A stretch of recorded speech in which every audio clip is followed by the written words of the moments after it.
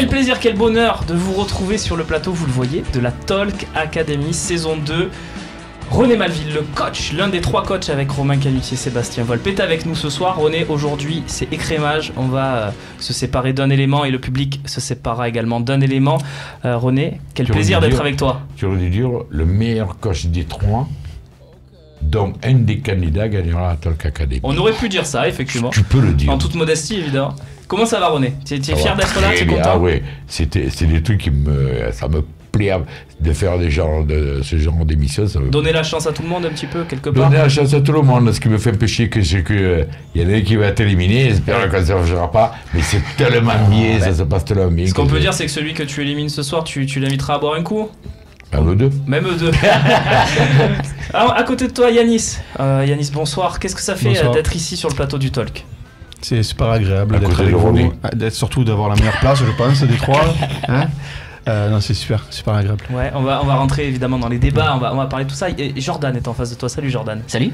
Qu'est-ce que ça fait? Toi, tu viens de Reims, ça fait 2 fois que tu fais l'aller-retour pour participer à cette Talk Academy. Ouais. Déjà, pourquoi tu fais ça? Pourquoi tu viens faire la Talk Academy? Parce que je pense que c'est comme tout le monde, on a tous suivi un peu derrière notre ordinateur, suivi les débats, les talk shows, on a tous parfois été contre ou pour quelqu'un, on a tous voulu un peu intervenir et je pense que c'est pour ça moi j'ai choisi, c'était pour être là, même si...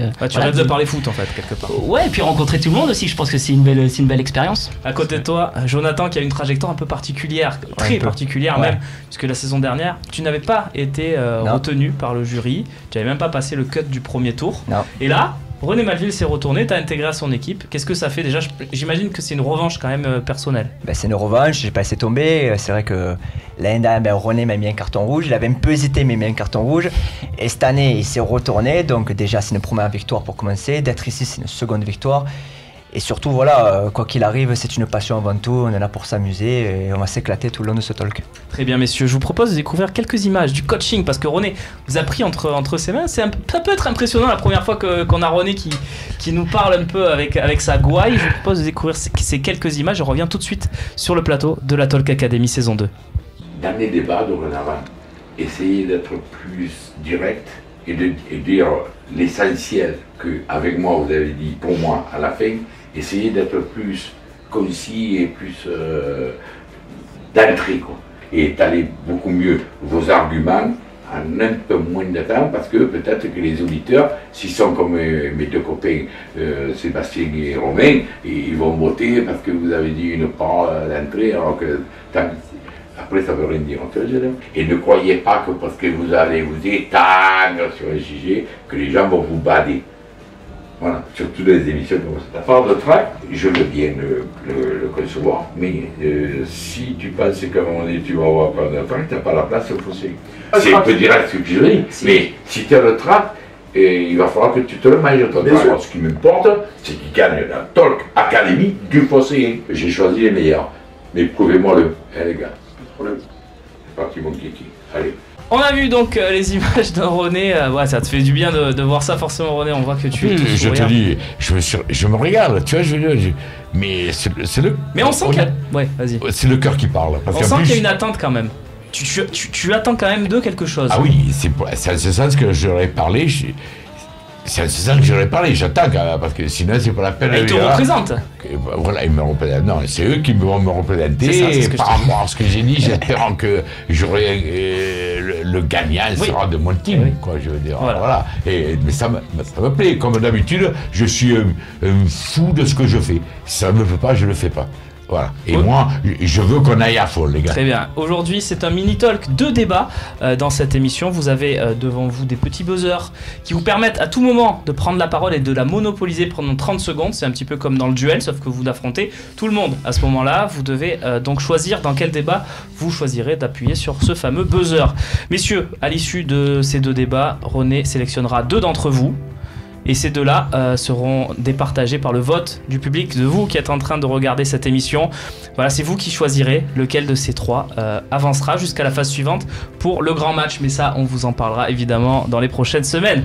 On y va, René. On commence le premier débat. C'est un débat imposé Et la question, êtes-vous pour ou contre la vidéo? On a vu que ça a été testé ces derniers mois, la Coupe des Confédérations, les matchs amicaux de l'équipe de France, les barrages d'accession, Ligue 2, Nationale, Ligue 1 également.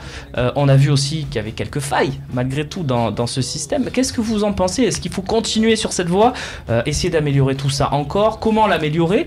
Ou alors vous êtes complètement contre, ça dénature l'histoire du foot, ça dénature, par exemple, la main de Vata, on s'en souviendrait pas s'il y avait eu la vidéo. Qu'est-ce que vous en pensez? Qui veut commencer? Bah tiens, Jordan, pardon, Yanis, qui est à côté de René, c'est toi qui es à côté de René, c'est toi qui commence. Alors moi je suis totalement contre. Pourquoi? Donc parce que je pense qu'aujourd'hui le football n'a pas besoin de la vidéo dans les conditions qu'on la connaît aujourd'hui. La vidéo actuelle, en fait, tu es contre exactement, le système exactement. actuel. Et je pense qu'il faudrait vraiment quelque chose d'extraordinaire pour me faire changer d'avis. Voilà, parce que je pense qu'aujourd'hui le foot c'est fait d'erreurs.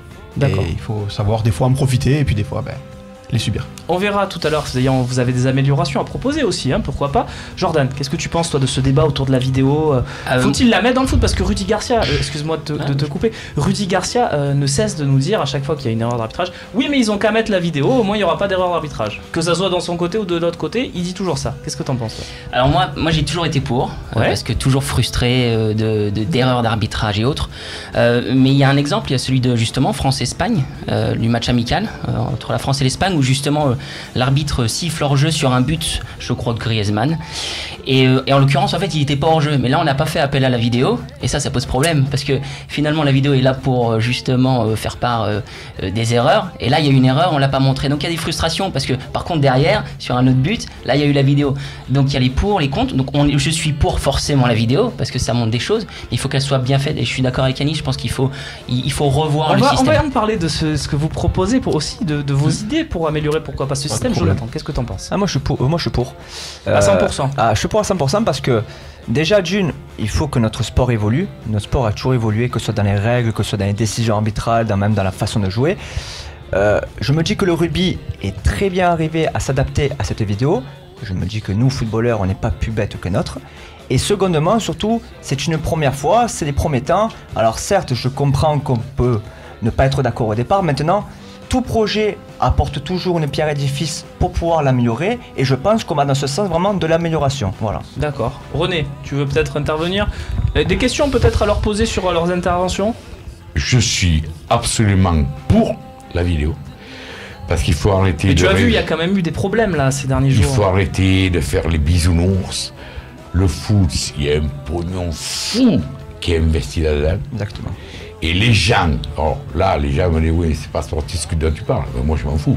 Les gens qui investissent un pognon fou là-dedans, comme là, l'Américain, il vient mettre de l'argent en avant, si son investissement est à la merci d'une décision de l'arbitre, toi, tu veux parce vidéo. La décision est arbitrale, surtout.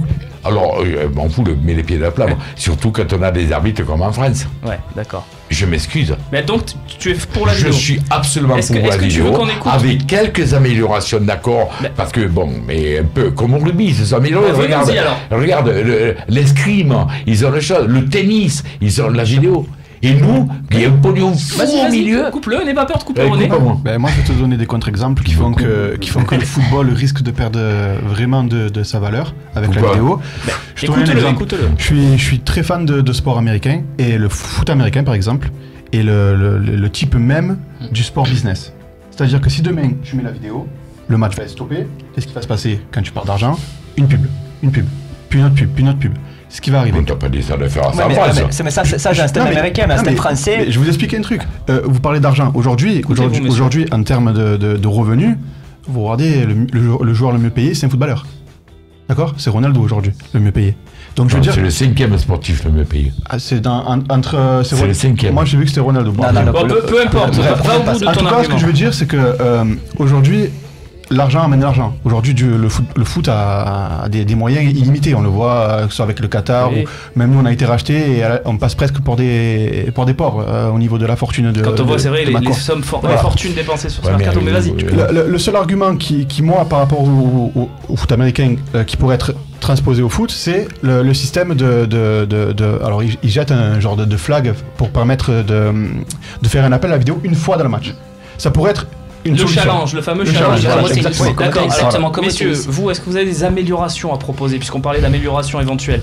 Ouais, enfin, moi je pense qu'il faut surtout un accompagnement. N'oubliez pas, excuse-moi, ça fait 2 fois que je te coupe, n'oubliez pas vos petits buzzers qui vous permettent de prendre la parole sans être interrompu. Vas-y, Jordan.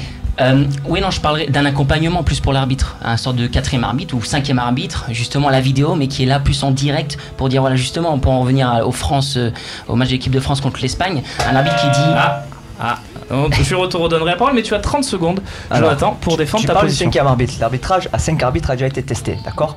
Il me semble qu'à l'époque de Bielsa, si on a vu l'arbitrage, je pense qu'on n'a perdu déjà pas beaucoup de points, très peu de points comme on aurait perdu. On aurait été qualifié pour aller les champions et je pense qu'on aurait beaucoup moins marronné. Je pense que vous n'avez pas beaucoup de mémoire, sans parler de la main de batte ou quoi que ce soit. Mais rien que pendant la période de Bielsa, on s'est fait escroquer 6 matchs. 6 matchs où on pouvait avoir les victoires et on aurait été 2e largement. L'arbitrage A5 a été testé, d'accord ? Ça a été un véritable échec. La vidéo va améliorer tout ça. Bon, très bien. En tout cas, la vie est claire. Je redonne quand même la parole à Jordan pour. C'est intéressant. Je vais revenir sur ça justement. Et c'est ce que justement ce que je suis en train de dire, c'est que peut-être sur ces 5 justement erreurs d'arbitrage, l'arbitre n'aurait pas appelé justement à la vidéo. Peut-être sur aucun des 5, peut-être que 1 sur les 5. Donc toi, ton truc, c'est d'avoir un mec qui est tout le temps là et qui voit tout. Qui est là, mais qui par exemple sur le but, puisque l'équipe de France allait continuer à marquer le but, qui dit non, mais en fait, il est pas hors jeu. Alors c'est pas facile non plus. Et c'est comme l'arbitre qui arrête le match aussi et qui dit attendez, je veux l'arbitrage vidéo. C'est pas facile, mais c'est possible. Et pour revenir sur les autres sports, le tennis par exemple, ils ont le droit qu'à, je crois, 2 ou 3 vidéos par set. Le rugby, bon, ça marche plutôt bien, mais aussi parce que là, le rugby, des fois, il y a 15 minutes avant qu'ils prennent une décision. On l'a vu pour les 6 nations avec les matchs de l'équipe de France, il y a eu 20 minutes et c'était compliqué. Là, il aurait fallu la vidéo. Alors, rapidement. Tu nous as fait une petite pique en disant vous n'avez pas de mémoire. Moi, je voudrais te rappeler quelque chose, c'est que tu parles de Bielsa, mais s'il y en a bien un qui était contre la critique de l'arbitrage, c'était bien lui. Et l'autre que je peux te donner, c'est Guéretz. Et bizarrement, ce sont les 2 entraîneurs où on a produit pratiquement le plus beau football depuis ces dernières années. On peut perdre, on peut gagner, ça arrive. Je te parle par exemple de l'époque de Bielsa aussi. On perd un match à Lyon, Mendy met un poteau, peut-être qu'on gagne ce match. Des fois, c'est pas que l'arbitre. L'arbitre est pour et contre, enfin dans les décisions. Ça fait partie du sport. C'est comme dans tous les sports. Tu vas pouvoir mettre la vidéo, ça va pas changer. Rapidement, Jonathan, après on aura rapidement Jordan et puis le mot de la fin de René, puis on passera au débat. Je suis d'accord avec toi sur ce que tu dis maintenant. Sur la même par exemple contre Lyon justement où Ocampos va pour marquer et que tout le monde voit, tout le stade voit, même l'arbitre assistant voit, mais qu'à l'époque, il me semble que c'était Varela l'arbitre, refuse de voir cette main qui était flagrante. À l'époque de la vidéo, je pense que si on aurait la vidéo et qu'il aurait vu qu'il y a une main, je pense que nous supporters. C'est le match où j'ai téléphoné à Valera. À l'heure actuelle, c'est l'arbitre qui demande la vidéo ou elle est imposée à l'arbitre? Non, c'est l'arbitre qui demande la vidéo. Donc justement, Varela n'aurait rien fait. Mais comme pour lui, il estime qu'il n'y avait pas but. Il y a les deux cas. Je crois que dans le système actuel, l'arbitre assistant peut aussi lui dire fais attention. Sur le fond, il a raison. Mais on peut parler aussi en Ligue des Champions. Il y avait eu un match où on ne saura jamais si le but de Chelsea était bon ou pas bon en Ligue des Champions. C'est vrai. C'est la loi. Moi, je pense qu'il faut garder cette part de. Rapidement, Jordan, pour conclure. C'est un débat difficile, ça c'est sûr, parce que forcément, on a tous voulu la vidéo à un moment. Je le disais tout à l'heure. Mais pas dans le système actuel. Mais encore une fois, ouais. Et puis c'est une dynamique. Je pense que je rejoins ça aussi. Des matchs à 110, 120 minutes. Enfin, j'exagère, on n'ira pas jusque là. Et puis encore une fois.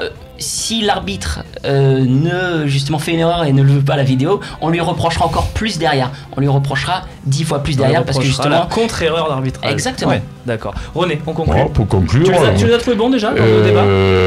Oui, mais quand je suis pas d'accord parce que c'est bien dans aussi, le tennis, c'est le joueur ou la joueuse qui demande la vidéo. À l'escrime, c'est pareil. Au rugby, non. Mais au foot, parce que c'est un gros débat, il va falloir approfondir tout ça. Ça peut être un joueur qui lève le main à son entraîneur, ou l'entraîneur lui-même, il demande la vidéo. Il en aurait quoi, un par mi-temps par exemple? Et c'est pas à la faveur de l'arbitre, parce que moi, j'en reviens, on est dans le championnat français, dont je n'ai pas parlé d'ailleurs, et moi, les arbitres français actuellement, par rapport à des paramètres extra-sportifs, ils ne sont pas bons, et je veux la vidéo, demander peut-être 1 ou 2 fois par match, ou par l'entraîneur, ou voilà. Merci René, on a eu vos avis, ça fait déjà un bon quart d'heure qu'on débat. On va passer au deuxième thème.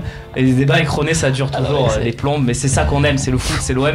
Mais là, on va parler vraiment de l'OM. Là, c'était un thème global, général. On va parler du thème du coach, mais c'est après un petit jingle.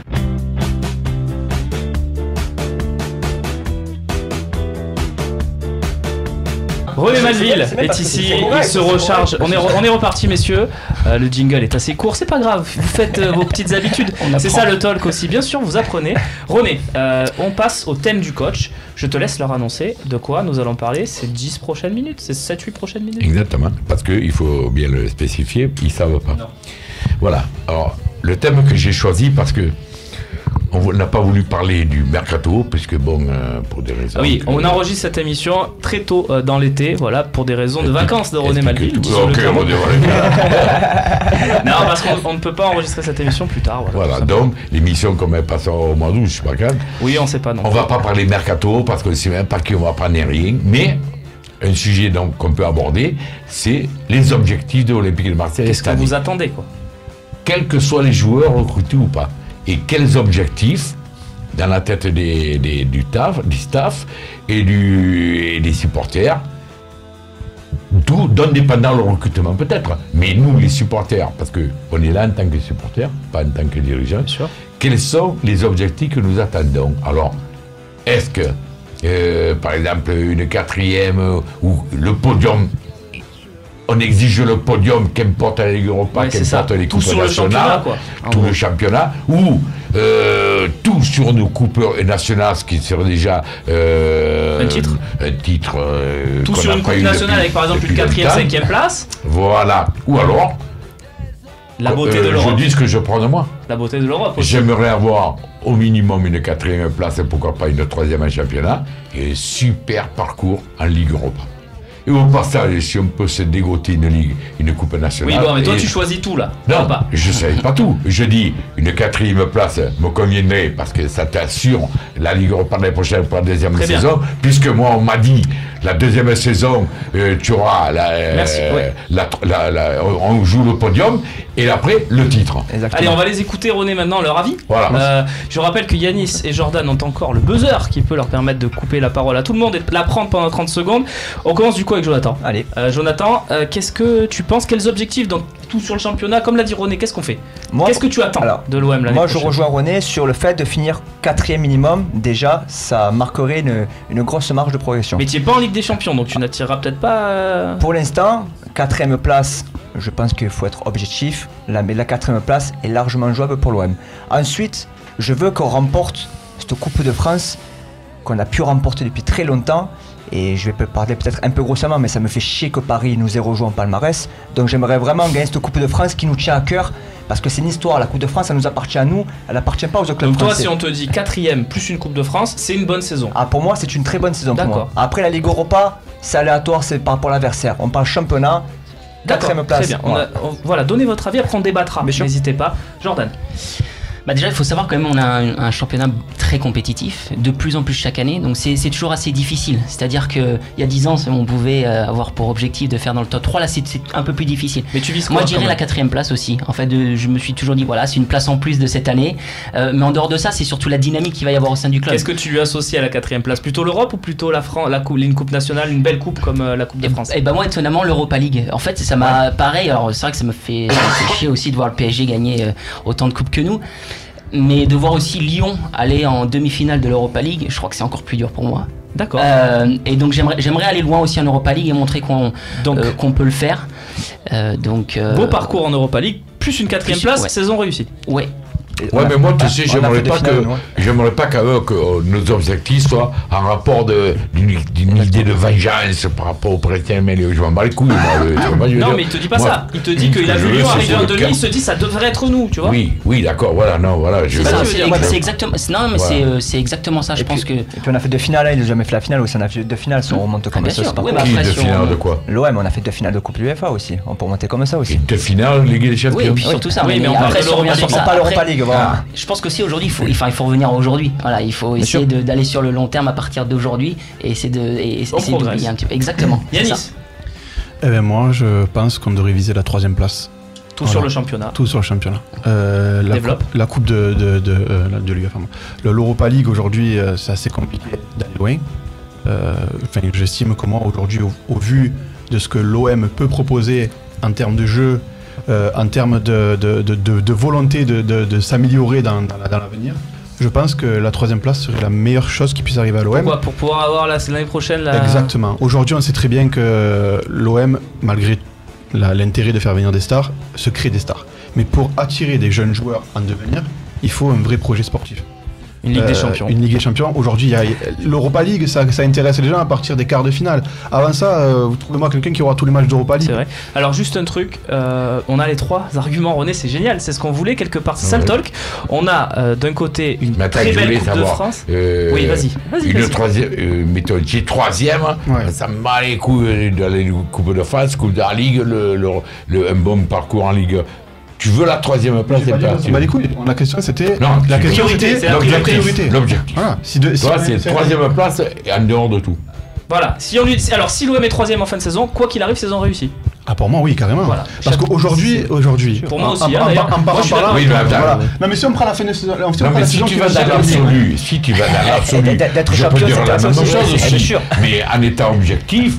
Tu penses que les autres, ils se sucent pas le doigt, les Lyon, les Nice, les Paris. Non, mais si tu mets tout sur le championnat...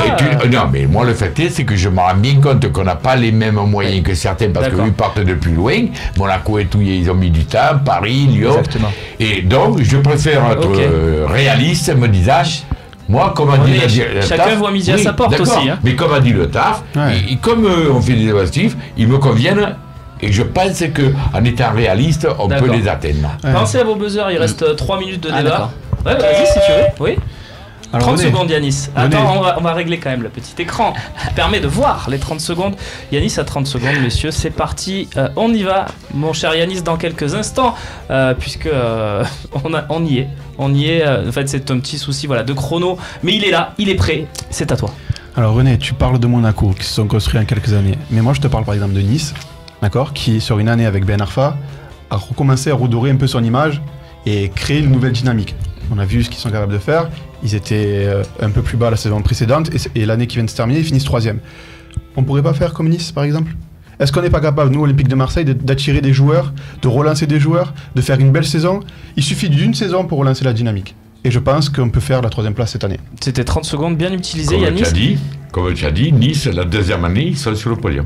Et la 2e année, on y est là dans l'heure courte. Nous, c'est la première année. Non, ça se discute. La première année, tu fais quand même venir Payet. Quand tu fais venir Payet Sanson et que tu n'es pas capable. Non, mais les objectifs. Quoi ? Tu n'es pas capable, sincèrement, de te transcender dans des matchs avec Payet et Sanson. Il y a des matchs très importants. De colle pas. Ça a buzzé. C'est ça qui est bon aussi. C'est ça qui est bon aussi, c'est de ne pas être d'accord non plus avec tout le monde. Mais c'est pas deux joueurs qui doivent te changer l'équipe. On ne sait pas ce qu'il a dit, c'est pas exactement ce qu'il a dit. Jordan, est-ce que tu es prêt pour tes 30 secondes ? Oui. Elles arrivent, évidemment, très vite. Les 30 secondes de Jordan, qui est le dernier à buzzer. Après, vous aurez droit à un mot de la fin, chacun sur ce débat, et on conclura. C'est parti. Oui, donc pour en revenir à ce que disait Yanis, justement, par rapport à construire l'équipe, on peut construire l'équipe en finissant 4e déjà. Je pense que ça, c'est la chose à savoir. Pour justement ensuite finir 3e, je pense que c'est sur du long terme. Construire sur une 3e place, après aussi, il faut garder ses joueurs, il faut être capable de faire toutes ces choses-là. Et ça, c'est important. Autre chose, moi, je reviens sur la meilleure saison que j'ai eue. Peut-être pas pour tout le monde. Moi, c'est celle de Bielsa, où on finit 4e. Et j'ai passé vraiment la meilleure saison parce qu'il y avait du jeu. Et pour moi, ça, c'est l'objectif cette année, c'est le jeu. Très bien. Parfait. Tu n'étais pas frustré à la fin de l'année, quand même Étonnamment, parce qu'à la fin de l'année, ils sont un peu revenus. C'était justement à partir de janvier-février où ça a été un peu difficile. Ouais, bien sûr. Mais non, parce que j'ai passé aussi un bon moment. En fait, je fini 4e avec Bielsa, parce que s'il n'y a pas cette foirée d'arbitre, voilà, exactement. Deux fois contre Lyon et contre Paris, Bordeaux. Ah mais excusez-moi, j'irai pas sur ça non plus. Notre vraie place, c'est la 2e. On ne s'entend plus. C'est trop facile. J'irai pas sur la vidéo, c'est pas simplement ça, c'est juste, avec Bielsa, on voyait match par match. On parle pas de vidéo, on parle de l'arbitrage, on parle pas de vidéo. Vos arguments, messieurs, ont été entendus. Le débat est fini. Je vous souhaite de revenir sur le plateau du Talk ou de la Talk Academy dans les prochaines semaines. En 5 secondes, Jonathan, qu'est-ce que tu penses avoir réussi, pas réussi ? Est-ce que tu penses que... Qu'est-ce que tu dirais à René pour qu'il te garde en une phrase ? Tiens. Moi, je suis comme toi, je suis un vrai passionné. Et quand j'exprime ce que j'ai à dire, je le dis avec véhémence. Et voilà, j'aime bien. Moi. Non, mais j'aime bien rentrer vraiment dans le lard, vraiment pour affirmer ce que je dis haut et fort, quoi. Yanis à tes côtés, René. Yanis, c'est celui avec lequel tu as été le moins d'accord, mais est-ce que c'est forcément un désavantage ? Pas sûr. Yanis, qu'est-ce que tu dirais ? Au contraire, même dans le talk, c'est plutôt bien de ne pas être tous d'accord. Yanis, qu'est-ce que tu dirais à René pour le convaincre ? Écoute, René, toi, tu as connu les grandes époques de l'OM. aujourd'hui, dans mes raisonnements, je te propose de retrouver rapidement les sommets. En tant que passionné, tu devrais être d'accord avec moi. Et changer peut-être certaines visions des choses avec la jeunesse qui te pousse à t'améliorer, à te faire une seconde jeunesse toi aussi. En principe, c'est les anciens qui poussent les jeunes à une certaine sagesse. On a la dynamique. Ouais, là, tu sais, moi je vais te dire, on est l'argument de il faut viser la 3e place. Moi ça m'a plu, mais bon, chacun ses goûts. Et on finit avec Jordan. Et après, René, tu donneras ton verdict, évidemment. Jordan, qu'est-ce que tu diras à René Malville pour qu'il continue l'aventure avec toi? Bah moi j'ai envie de débattre réellement, et encore, parce que là c'était bien la 15-20 minutes. C'était trop court. Ouais, c'était trop court. J'ai l'impression qu'on a fait 2 minutes. Donc j'ai envie de continuer ça. J'ai envie qu'on continue de débattre, et c'est intéressant quand on n'est pas d'accord, parce qu'il est quand même, il écoute. Donc on peut débattre dessus, et peut-être que les prochaines fois on sera d'accord. C'est possible, mais on est passionné. C'est vrai que ça c'est vrai que toi en plus tu n'étais pas d'accord sur la vidéo notamment tout à l'heure. René, avant de donner ton verdict, petit jingle évidemment.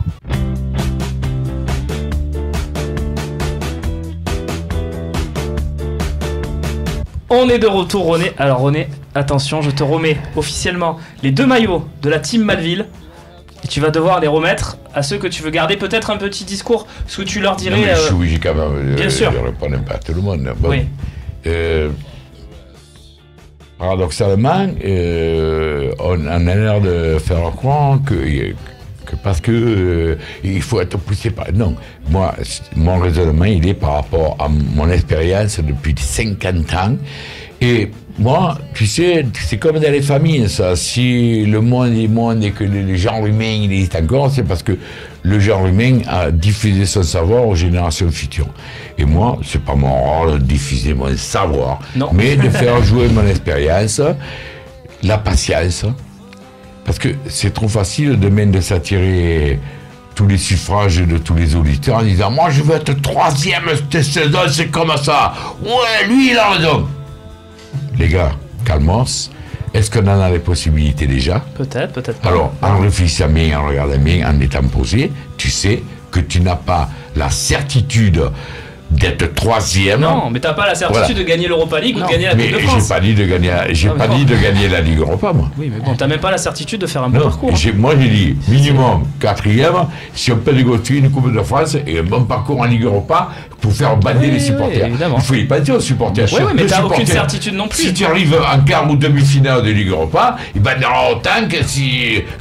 T'as déconne pas. Mais si tu te prends un gros en 8e d'Europa League et que tu tombes sur Paris en 8e de Coupe de France, t'as tout sacrifié dans ton championnat et tu finis 4e et tu arrives à gagner. Alors ça veut dire que si tu perds à 8e de finale contre Paris et que tu vas pas loin en Ligue Europa, ça veut dire que tu n'as pas la place d'être 3e. Exactement. Allez, avant le verdict, qu'est-ce que tu dirais aux 2 autres? Parce que là c'était plus pour Yanis. Non, mais là, après il y a la question de la vidéo qui m'interpelle un peu. Rapidement, René, s'il te plaît. Mais qu'est-ce que rapidement? Je ne sais pas faire rapide, moi. Tout est rapide. J'ai une idée fixée là-dessus parce qu'il y a trop d'argent dans le foot pour continuer à être à la merci d'un arbitre, notamment français, qui est un incapable.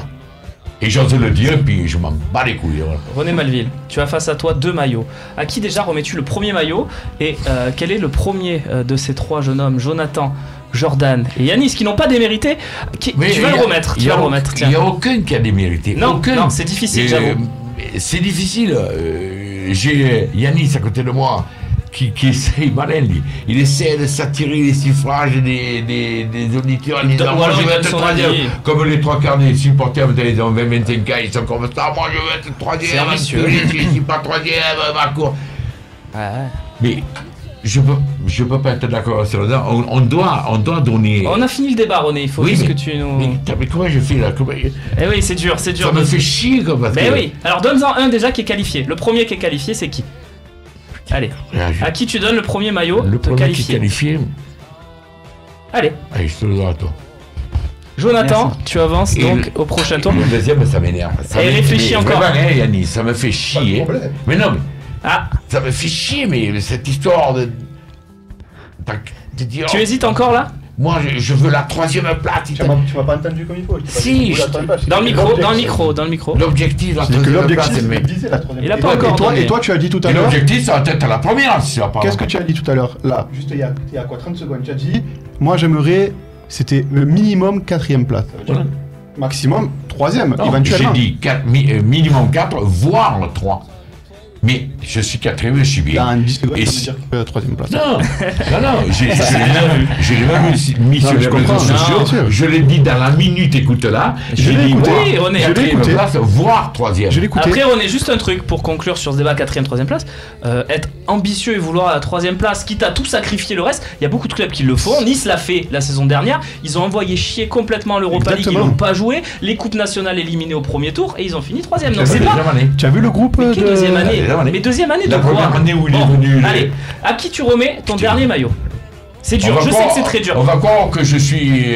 Parce qu'il m'a contrarié, contre lui, mais c'est pas que je suis contre lui. Moi je suis comme toi, aussi je suis ambitieux. Il faut faire des choix. Mais ma sagesse me fait dire qu'on ne peut pas. Qu'est-ce que tu fais avec ce dernier maillot? Tu vas m'en vouloir. Eh non, c'est le jeu, t'inquiète pas. C'est le jeu? Bon, écoute-moi. fais-lui un bisou quand même. Oh. T'inquiète. Et t'as gagné un coup à boire, j'ai noté en début d'émission quand même, tu sais qu'à la sortie, deux coups à boire. C'est un peu comme d'être Stock a le mauvais rôle. Eh oui, t'as le mauvais rôle. Stock a le mauvais rôle. Yanis, un dernier mot peut-être, j'imagine. Ce qu'il y a, c'est que les auditeurs, quand ils vont voir ça, ils vont dire il a éliminé lui, lui il a de l'ambition, il voulait être troisième. Oui, moi je veux bien. Mais tu sais, c'est dans toutes les émissions où les coachs éliminent, il y a toujours un peu de frustration. Si tu avais un coach de 27 ans, on va lui laisser quand même une dernière fenêtre. Si tu avais un coach de 27 ans, je suis que lui, il aurait le maillot. Peut-être, eh ben oui, mais. On a choisi d'être avec toi, c'est parce qu'on aime. Tu avais du choix quand ils se sont retournés, les coachs? Non, j'ai que René. Bon, alors pas de regret. Mais clairement, si j'avais eu le choix, j'aurais quand même choisi René. Bon, ben voilà, ça finit bien. Putain, arrête. Moi j'aurais fait pareil. Un dernier mot peut-être de Yanis quand même. Je connais pas les autres, mais je vous souhaite bonne chance à tous les deux. Merci. Et puis si jamais vous gagnez, appelez-moi. Un jour d'une émission quand même. Merci en tout cas de ton passage. Tu sais ce que tu vas faire? Tu m'as laissé ton numéro de téléphone, le jour tu fais une émission. Ah voilà, c'est pas mal ça. Ça te de consolation. Merci de nous avoir suivis en tout cas dans cette deuxième phase de la Talk Academy. Jordan, Jonathan, vous êtes qualifiés, messieurs. En tout cas, l'un d'entre vous sera qualifié puisque c'est vous maintenant qui allez déterminer lequel d'entre vous, messieurs, accède au grand match face à l'autre membre du team Malville. A très vite pour un nouvel épisode de la Talk Academy. Salut.